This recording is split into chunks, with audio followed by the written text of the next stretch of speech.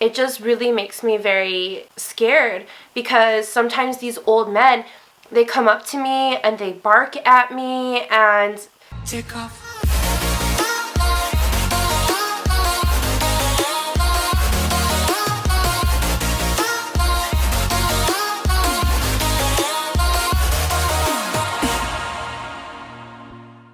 If you guys have been following me on social media lately, you will definitely know I've been on the struggle bus for the longest time. Usually around this time of year, I really hate it here. I'm gonna let you guys in on a more personal side of my life, and I'm going to be really candid and talk about my biggest struggles living here in Korea. So if this isn't your kind of video, please feel free to skip.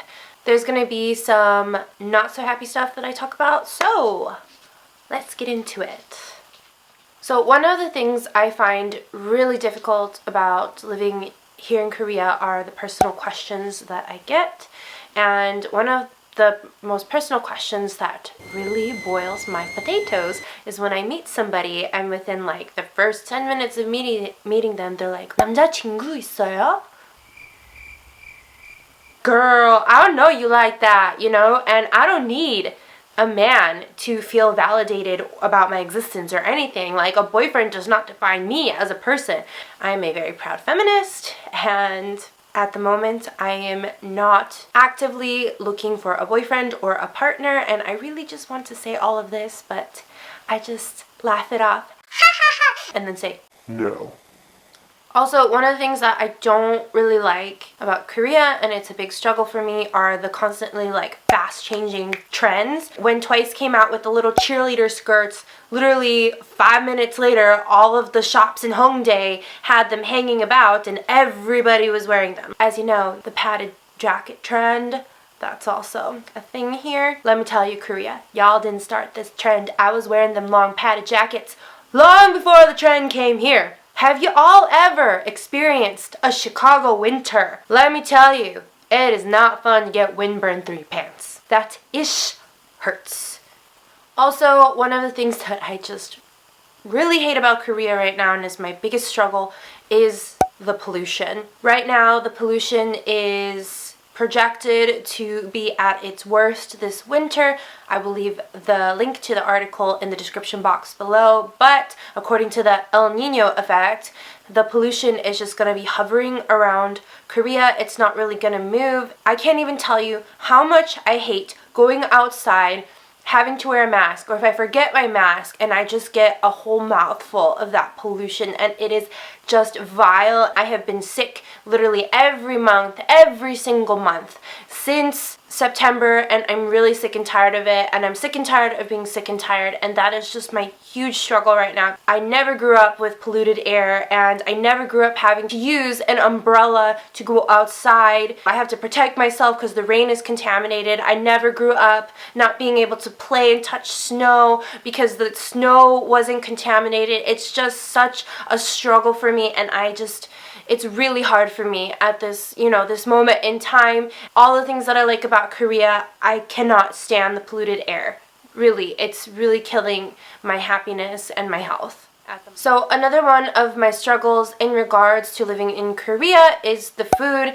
Now, for the most part, I like Korean food. I think it's done really well. I think it's delicious, but everything that's not Korean is just disgusting.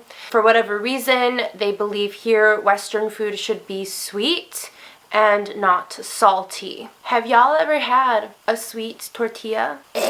Sorry, my Mexican side just died thinking about that. Like I said, I cook at home, I take care of this problem myself, but it would be nice every once in a while when I'm feeling extra lazy not to get a whole mouth of sugar and eat bread pumped full of sugar, not want to feel my teeth rot and fall out of my head. Ay, caramba. Anyway, on to the next struggle. A lot of people, they have this misconception. I live in Seoul. I do not live in Seoul. I live in Gyeonggi, but I live in a close enough proximity to Seoul where I can get there easily every weekend. One of the things I've been fearing for lately is my safety.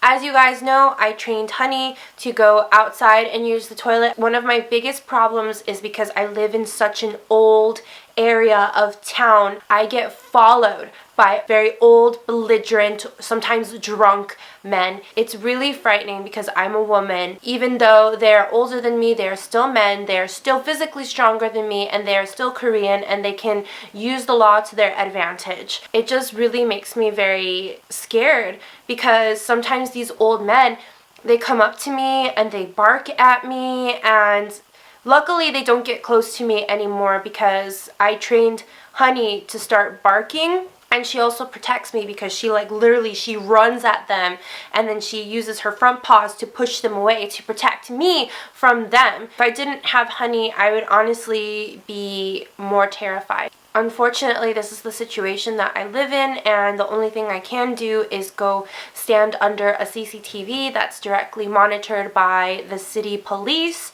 and then they go away because they know that it's monitored and they can't bother me. But I shouldn't have to be dealing with this, you know? Like, people should just mind their own business and leave me alone. So another thing that I guess really is my struggle and boils my potatoes is my inability to really raise my voice and talk about my concerns.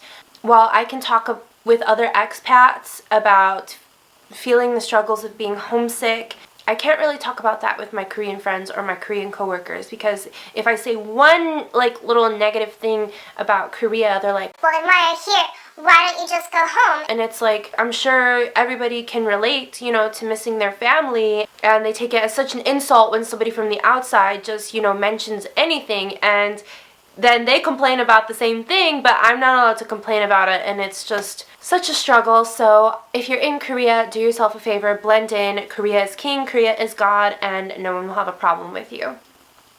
So as an expat, this time of year is really the most difficult, and I can't even tell you guys how many times I've cried. And this isn't me complaining, saying that I hate my situation completely and I don't want to be in Korea, but at the moment I just don't feel the same holiday cheer as back home. You don't realize how important these things are to you or to your culture until you're away from it. Culturally, Mexican and Italian, so we have all of these very rich cultural traditions.